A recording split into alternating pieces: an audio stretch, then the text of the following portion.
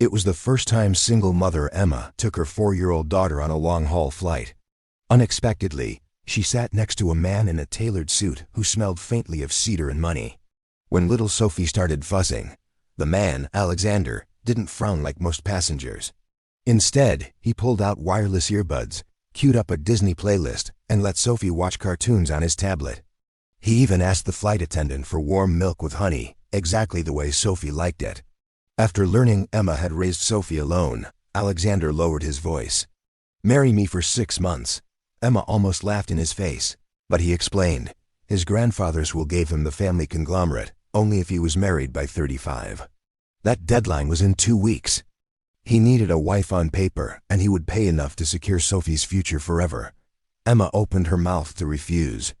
Just then Sophie, half asleep, reached out and patted Alexander's cheek.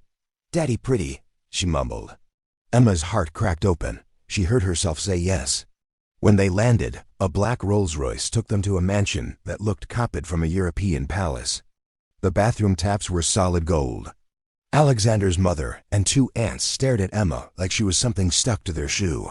They already had the perfect candidate lined up, the daughter of another old money dynasty. But when Sophie toddled in clutching her stuffed bunny, the room went quiet. A child changed everything. They had no choice but to accept the marriage. That very night, Sophie spiked a terrifying fever. Emma was shaking with panic. The grandmother everyone feared marched in, pressed a cool hand to Sophie's forehead, and barked orders like a general. Within minutes, centuries-old remedies and a private doctor appeared. Sophie finally slept, cheeks pink again. Alexander, leaning in the doorway, started chuckling. "You should have seen you and grandmother fighting over the thermometer like 2 lionesses." Emma laughed through leftover tears. He whispered, "She acts cold, but she lost a little girl once." She loved Sophie harder than anyone. Days blurred into pure magic.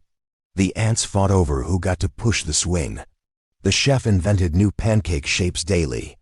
They even began debating a proper family name for Sophie, something grand and ancient to match the crest over the fireplace. One morning, Emma woke to an empty crib.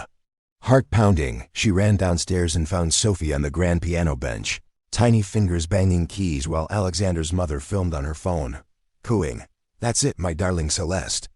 Emma smiled and called out, "Careful, sweetheart. It's early mummies here, Sophie." She reached for her daughter and said softly, "Come here, my little Aurora." The entire family froze mid-laughter. Every face turned ash-gray. Because the lost girl grandmother had buried 30 years ago had been named Aurora.